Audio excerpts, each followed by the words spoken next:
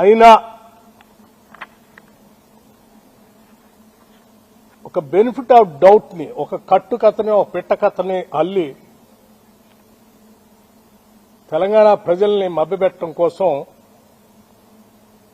తను ఒక కథనం రాశాడు. కాబట్టి మేము నిజాయితీగా ఉంటామే కాదు, ఉన్నట్టుగా కూడా జనానికి కనపడాలి. ఆ ట్రాన్స్పరెన్సీ కూడా ఉండాలి. That is what I believe. నేను అది చదివిన తర్వాత నేను అందుకే మొత్తం ఆ కండిషన్స్ చదివి I seriously examine the entire thing. I have asked the Singareni management and the board seriously examining ఇటువంటి ఎలిగేషన్స్ వచ్చినప్పుడు ప్రజలకు స్పష్టత ఇవ్వాల్సిన బాధ్యత మంత్రిగా నా పైన ఉంటుంది. కాబట్టి I have asked them to, I have instructed, not only asked, to cancel the tender and go for a fresh tender with all the Government of India public sector undertakings లో ఏ కండిషన్స్ ఉంటాయో అటువంటి conditions అన్ని examine చేసి మళ్ళీ పిలవండి. Don't go by this same.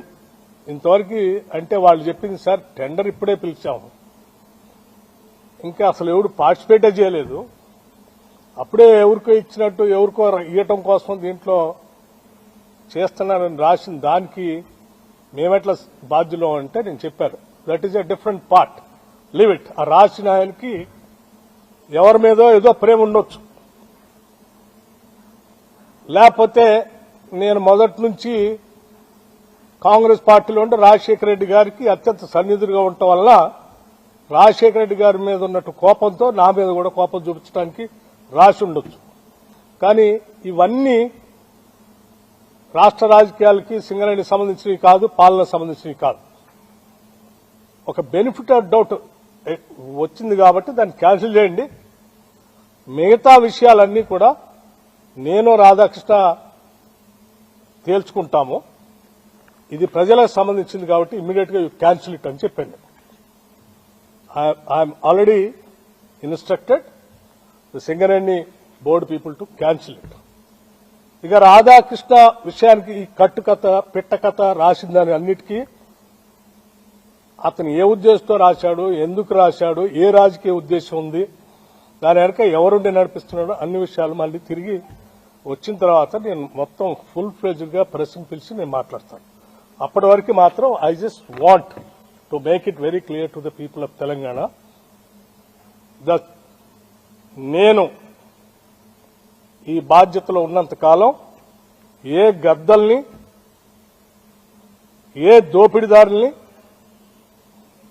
A వ్యవస్థీకృతమైనటువంటి criminals ని తెలంగాణ ఆస్తులపైన గాని తెలంగాణ వ్యవస్థలపైన గాని నేను పడలేను. I will be keep protecting those things.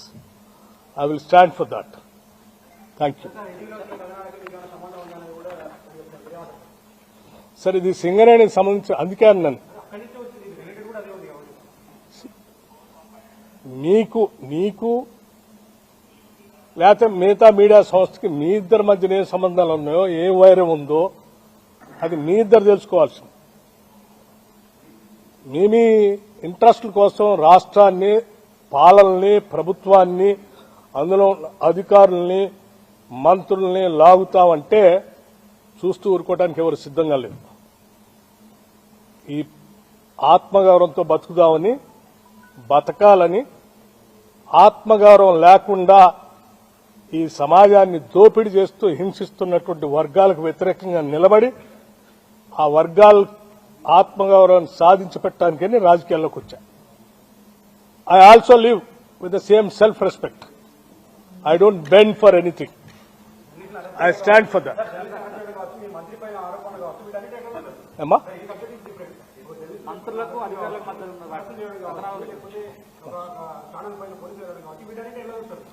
చాలా దురదృష్టం. That's what I'm saying. Any channel you cannot cook the stories and write. You don't have any right to spoil the image of other individual personalities. You cannot assassinate. What right do you have?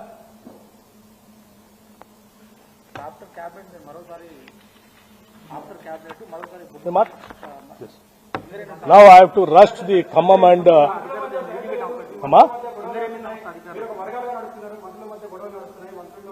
మా మంత్రులందరూ ఒక్క నిమిషం, మా ముఖ్యమంత్రి గాని మంత్రులు గాని ఈ రాష్ట్ర ప్రజల విస్తృత ప్రయోజనాల కోసం పనిచేస్తా ఉన్నారు.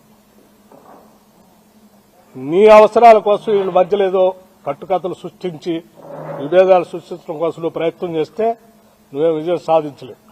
నీ చిల్లర కథనాలకి భయపడేవాళ్ళు ఎవరు లేరు. చెప్తారు అది కూడా. అమ్మా ఎవరన్నది అది పేరు చెప్పండి. ఎవరన్నది ఎవరు రాసింది? ఎస్. మరి ఆయన